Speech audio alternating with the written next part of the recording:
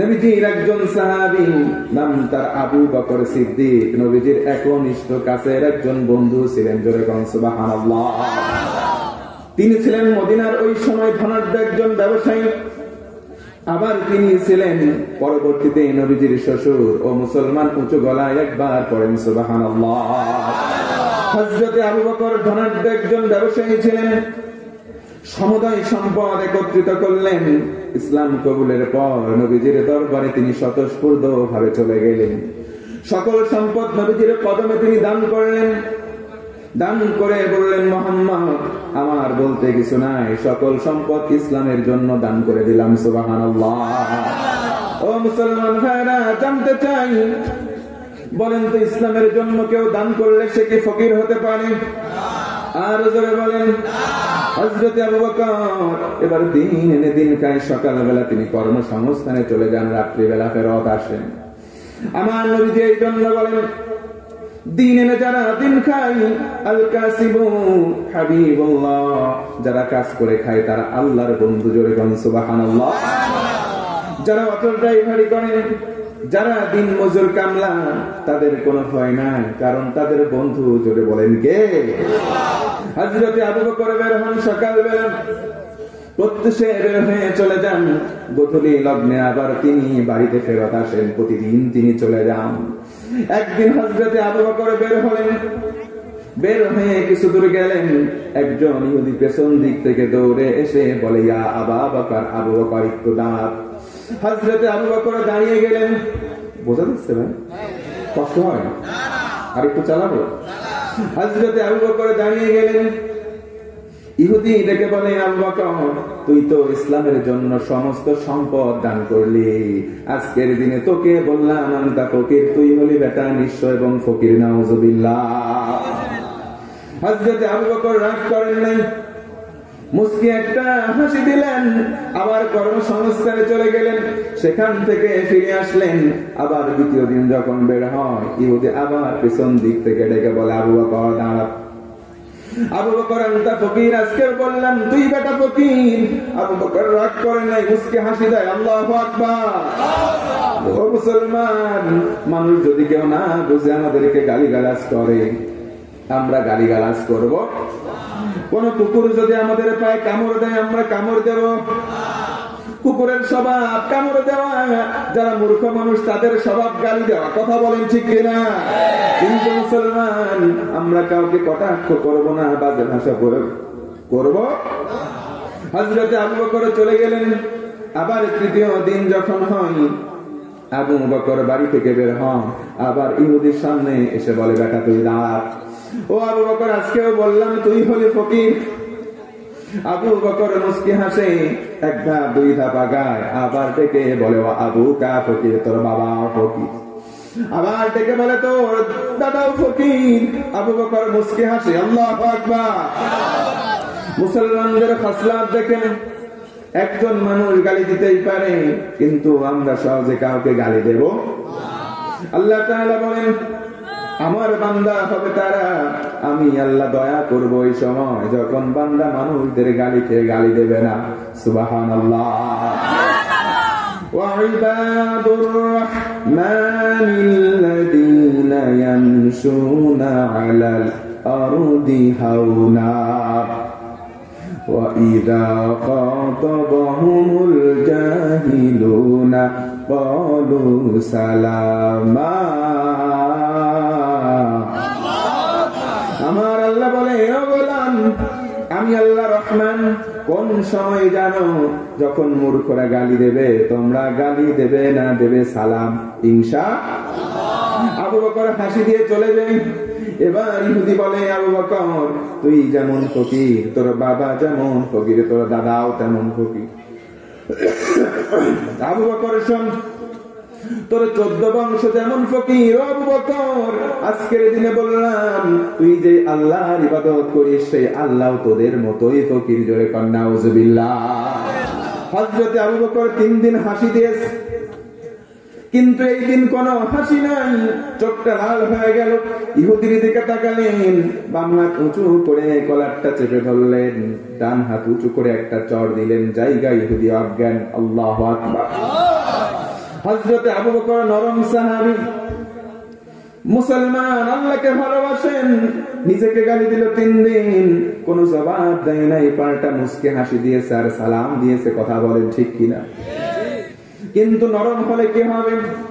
আল্লাহকে গালি দিয়েছে, কলিজায় রক্তক্ষরণ হয়, সহ্য করে নাই। কথা বলেন ঠিক কিনা? মুসলমান আমরা নরম জাতি, আমরা সবাই শান্তিকামী, কিন্তু গরম বানায় না। একবার গরম বানালা বাপ বলে ডাকার টাইম কিন্তু পাবা না। হযরত আবু বকর একটা চর মেরেছে, জায়গা অজ্ঞান। মুসলমান কাউকে সহজে ধরে না, একবার ধরলে আব্বা বলার টাইম দেয় না। কথা বলেন ঠিক কিনা? হযরত আবু বকর চলে গেলেন, লম্বা সময় অতিবাহিত হয়ে গেল। ইহুদির জ্ঞান ফিরে আসলো, নবীজির দরবারে গিয়ে বলে, মুহাম্মদ তোমার সাহাবী আবু বকর আমার একটা চর মেরেছে। নবীজি আশ্চর্যিত হলেন, দেখে বলেন, না ইহুদি ভাই, এটা সম্ভব নয়, কারণ আমি আবু বকরকে চিনি, কাউকে কোনোদিন গালিগালাজ করে নাই, মারা তো অনেক দূরের কথা।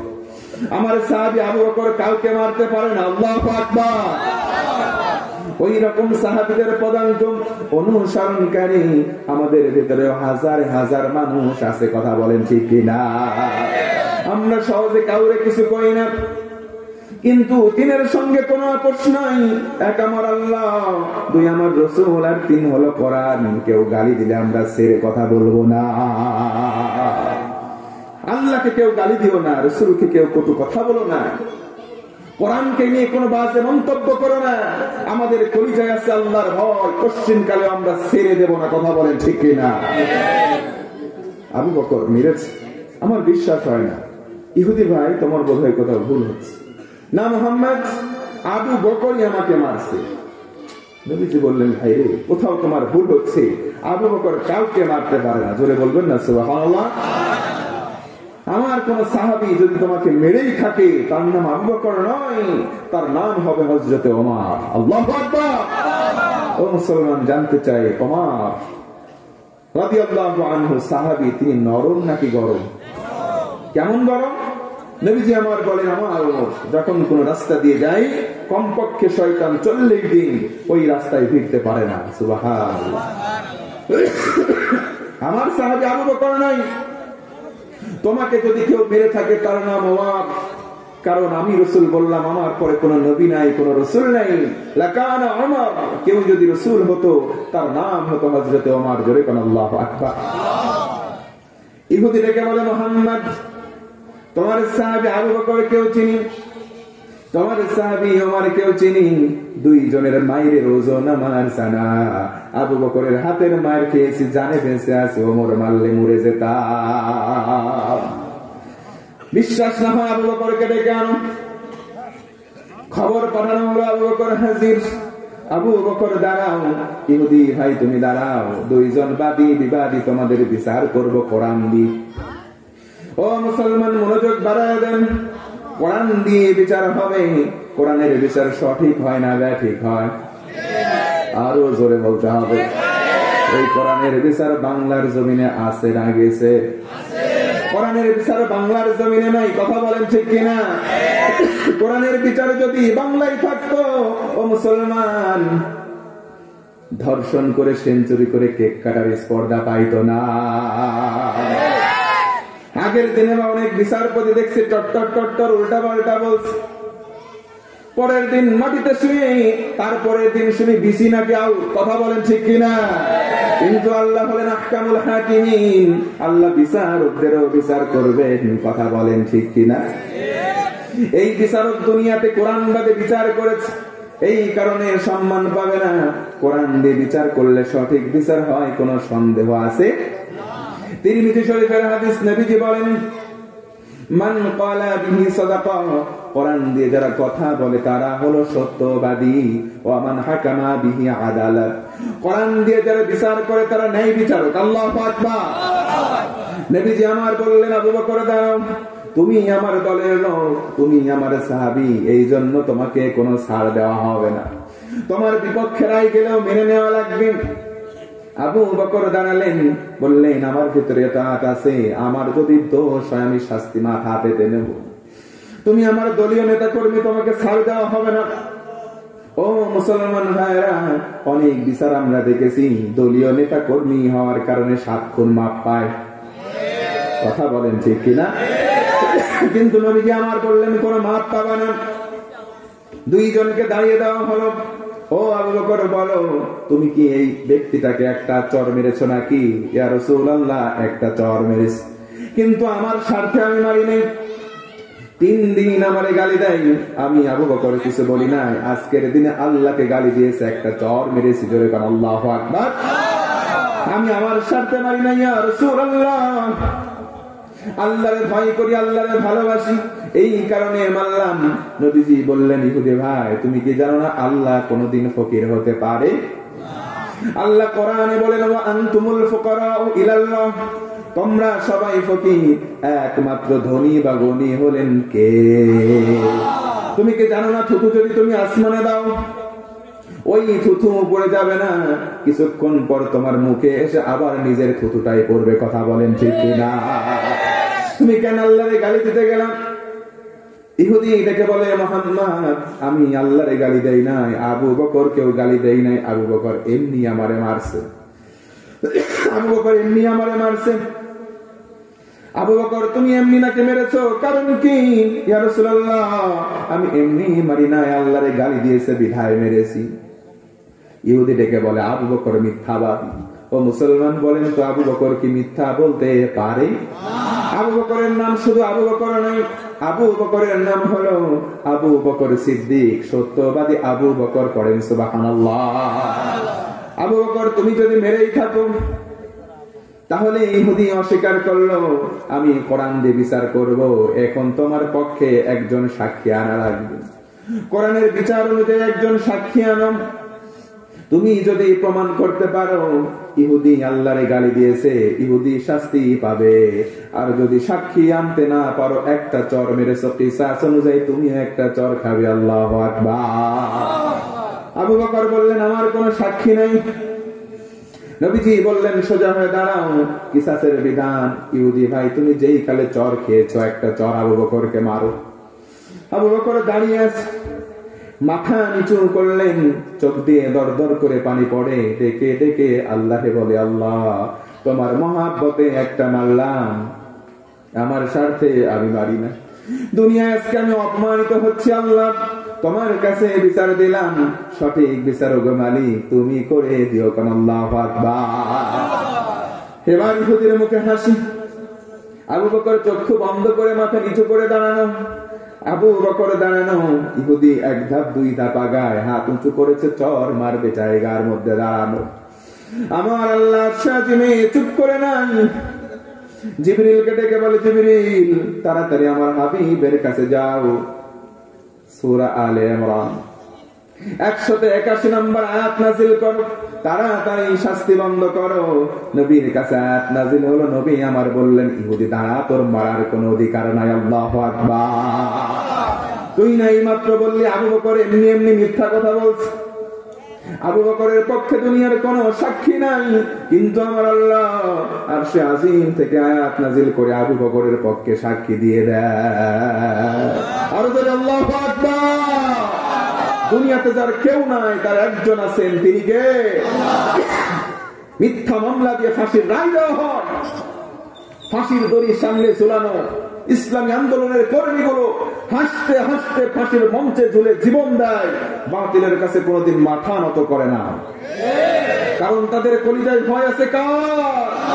দুনিয়ায় কোনো মানুষ দেখতে পাক আর না পাক, তাদের কাছে ফেরেশতা এসে তাদেরকে সান্ত্বনা দেয়। কথা বলেন ঠিক কিনা?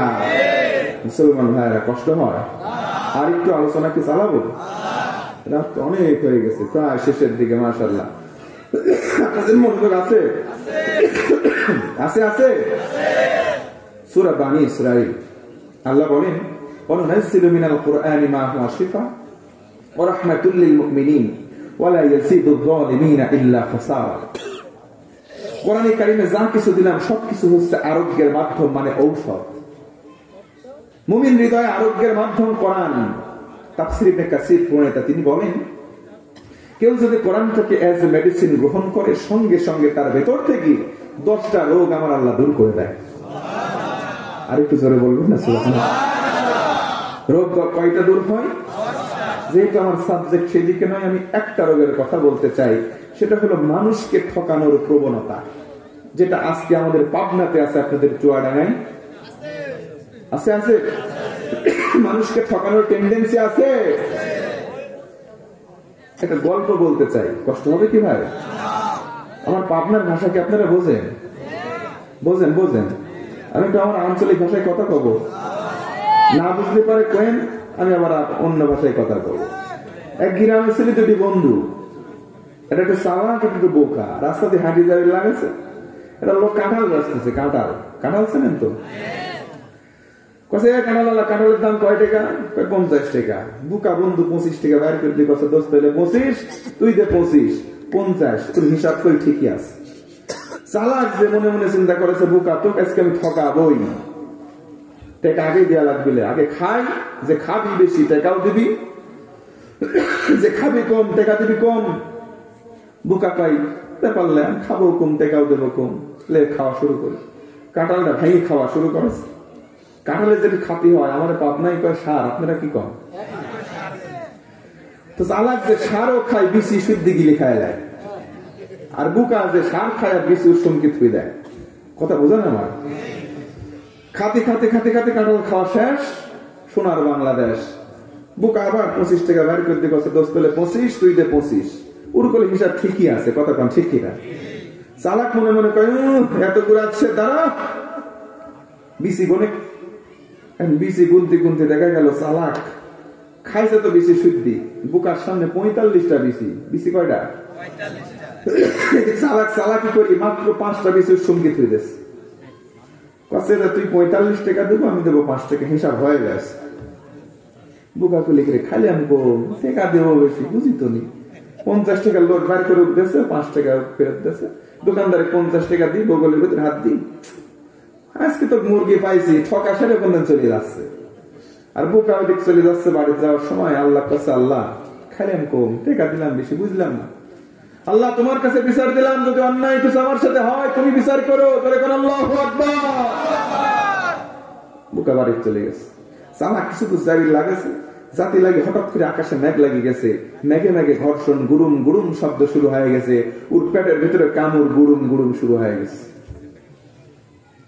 মুরব্বীরা ভালো করে জানবেন, কাঁঠালের কিছু আম্মাসি জাম্মা খায়, অম্মাই বাড়ায়। এই কথা কন না কেন?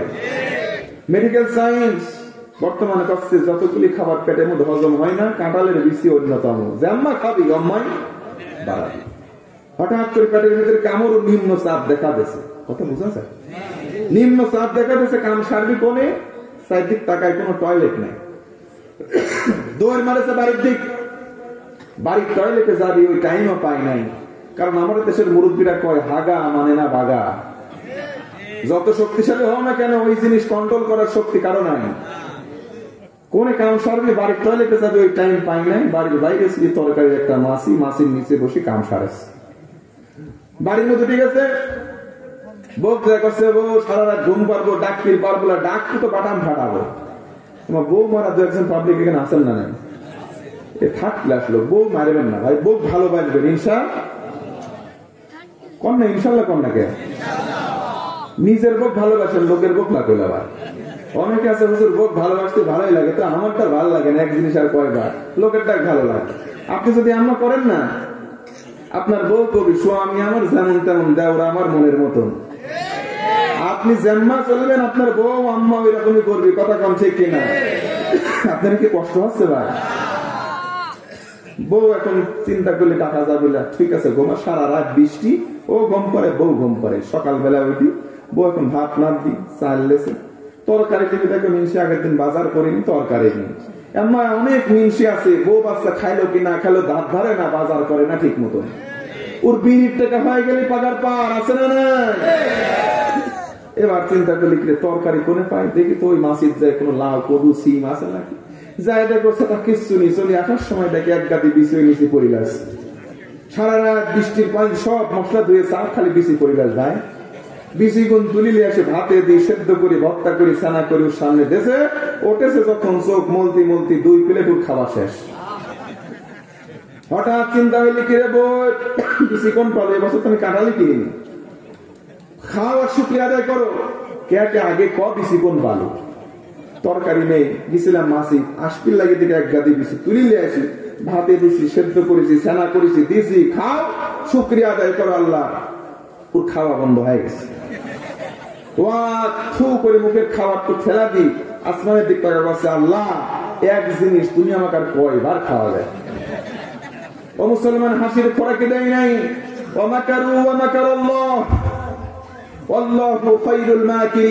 যারা বুদ্ধি ভিত্তিক মানুষদেরকে এইভাবে ঠকাতে চাই, আল্লাহ নিজের পায়খানা নিজের খাওয়ায় ঠিক এইভাবেই ঠকায়। কথা বলেন ঠিক কিনা? মানুষকে ঠকাবেন না, আল্লাহ আপনাকে ছেড়ে দেবে না। আওয়াজ দেন কথা ঠিক কিনা? সমাজে সুদ আছে না নাই? এই সুদখোর মানুষগুলো মানুষদেরকে প্রকারান্তরে ঠকাতে চাই, কিন্তু তারা বোঝে নাই নিজের গো তারা নিজেরাই খায়। সুদ আছে না নাই? হাজি সাহেব চাচা 5 ওয়াক্ত নামাজি, আসর নামাজ পড়ে বাড়ায়, ভাতিজা গিয়ে বলে চাচা আমারে বাঁচাও, কিন্তু বেঁচেই আছিস না চাচা, 10,000 টাকা দরকার। বেটা টাকা কি খাও? চাচা 10,000 দাও, 2,000 বাড়ায় দেবো 1 মাস পর। চাচা মুসকে হাসি দিয়ে কয় চল বাড়ি, তো চাষির কাছে আছে টাকা। 10,000 দেয়, বলে আরো লাগলে বলিস, তাড়াতাড়ি যা, মাগরিবের আজান হবে, নাহলে সামনের কাতারে আবার জায়গায় পাবো না। সারা জীবন নামাজ পড়ো আর হজ করো মুরব্বী, তোমাকে ডেকে বলবো মুরব্বী মুরব্বী, এই কাজ কইরো না, জান্নাতে তো সোজা না। কথা বলেন ঠিক কিনা? কষ্ট হয়? আমি কি কাউকে গালি দিয়েছি, কারো বিরুদ্ধে কিছু বলেছি? পরিবেশটা সুন্দর না?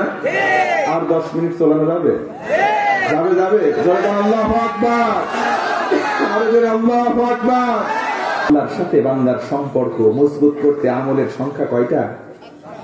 এই যুবক জেনজি কথা কও না, কয়টা? তাহলে এই 7টা আমলের 1 নম্বর আমল তাকওয়া। 1 নম্বর আমল কি? 2 নম্বর আমল হচ্ছে আল্লাহর প্রতি ভরসা। তাওয়াক্কালতু কার উপরে? আল্লাহ। জোরে কোন আল্লাহ। ভরসা কোন পীর সাহেবের উপরে নয়, ভরসা হবে কার প্রতি? 3 নম্বর আমল হলো ইখলাস। অন্তরটাকে খালেস বানান, অন্তরটাকে স্বচ্ছ বানান।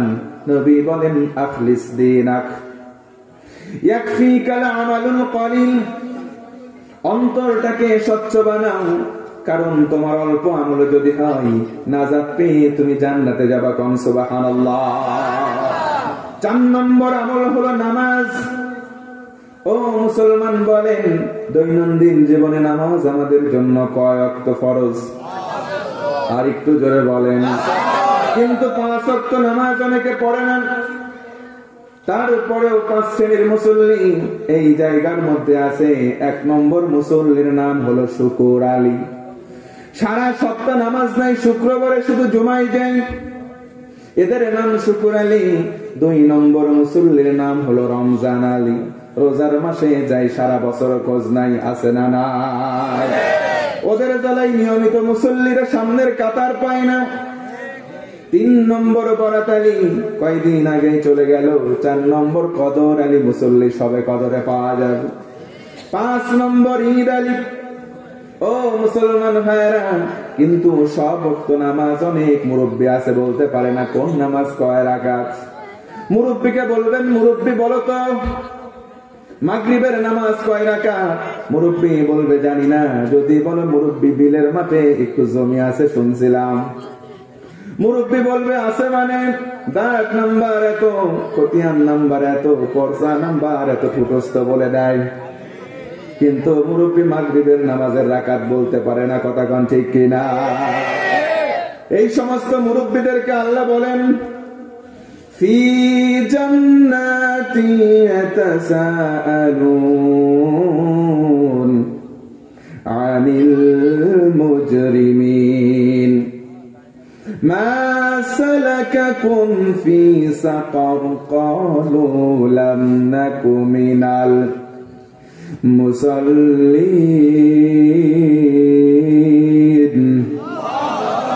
আমার আল্লাহ বলেন, ও গোলাম, জান্নাতীরা জান্নাতে চলে গেল, জাহান্নামীরা জাহান্নাম। 2 দল কথোপকথন করবে, ভাইরে জাহান্নাম সাকরে কেন আসলাম? তারা বলবে নামাজ পড়তেন না, এই কারণে জাহান্নাম। ও ভাইরা বলেন তো নামাজ পড়ার দরকার আছে না নাই? নামাজ যদি আমরা না পড়ি, নবীজি বলেন জান্নাতে তালা এমন ভাবে লটকানো থাকবে, দুনিয়ার জমিনে চাবি আমার আল্লাহ দিয়ে রেখেছেন। ওই চাবির নাম হলো নামাজ। মিফতাহুল জান্নাতিস সালাহ, নবী বলেন জান্নাতে যাওয়ার জন্য তালার চাবির নাম হলো নামাজ। যেরকম সুবহানাল্লাহ।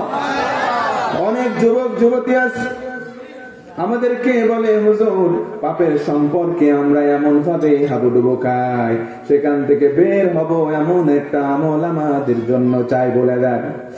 এই কথা কোন মোল্লার নয়, কথাগুলো আল্লাহর। ইন্নাস সালাতা তানহা আনিল ফাহশাই ওয়াল মুনকার। জোরে কোন আল্লাহু আকবার। আমার আল্লাহ বলেন নামাজ পড়ো, অশ্লীলতা দূর হয়ে যাবে। আল্লাহু আকবার। নামাজ কয় ওয়াক্ত পড়বো ভাই? 5 ওয়াক্ত পড়বো ইনশাআল্লাহ।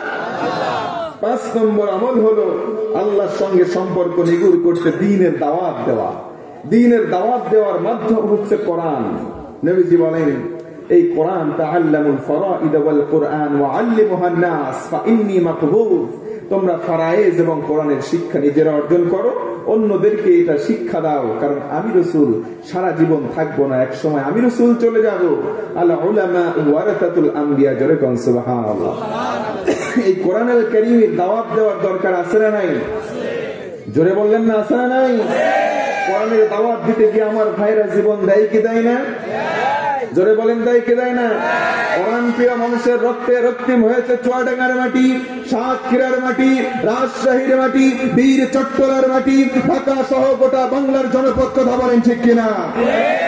আজ যদি প্রয়োজন হয় কোরআনের জন্য, ইসলামের জন্য, ইসলামী আন্দোলনের জন্য আরেকটা বার বুকের তাজা রক্ত ঢেলে দিতে হবে। চুয়াডাঙ্গার মুসলমান দেখতে চাই কারা কারা রাজি আছেন, দুটো হাত তুলে আমার আল্লাহকে দেখা। মাশাআল্লাহ। আল্লাহ পাক আমাদের হাতগুলোকে কবুল করুক, পড়েন আমিন। রাত্রি অনেক গভীর হয়ে গেছে, আমরা আলোচনার বেশি লম্বা করব না। ভাইয়েরা আমার, 6 নম্বর আমল হচ্ছে হালাল হারাম বেঁচে চলা। ও মুসলমান, আল্লাহর সাথে সম্পর্ক নিগুড় প্রগাঢ় করার দরকার আছে না নাই? 6 নম্বর আমল হচ্ছে আমরা হালাল খাবো, হারামকে বর্জন। জোরে কোন হারামকে বর্জন। 7 নম্বর আমল হচ্ছে আমরা বেশি বেশি ইস্তেগফার তওবা করব। কার কাছে? আর জোরে বলেন কার কাছে? দুনিয়াতে গুনাহ নাই এমন কোন মানুষ আছে ভাই? জোরে বলেন। পৃথিবীতে সবাই আমরা গুনাহগার, তবে গুনাহ থেকে তওবা করে ফিরে এসে এই কোরআনুল কারীমের সাথে আমরা জীবনটাকে গঠন করতে চাই ইনশাআল্লাহ। তাফসীরে ফি জিলালিল কোরআন, আল্লামা সাইয়্যিদ কুতুব শহীদ রাহমাতুল্লাহি আলাইহি তিনি মুকদ্দম অংশে বলেন, ফি জিলালিল কোরআন হিয়া নিআমাল্লাহ। কোরআনের ছায়াটা হচ্ছে আল্লাহ পাকের নিয়ামত। ওয়া হিয়া সালাস, সেটা হচ্ছে 3টা। এক, তার সাওয়াল আমার, কেউ যদি বলে আমি কোরআন পড়বো, কোরআন বুঝবো, কোরআন দিয়ে জীবন গড়বো, তার সম্মান দুনিয়াতে আমার আল্লাহ বাড়িয়ে দেন। 2 নম্বর, তাবারাকাহুল হায়াত, তার জীবনে যত বরকত প্রয়োজন আমার আল্লাহ দান করেন। সুবহানাল্লাহ।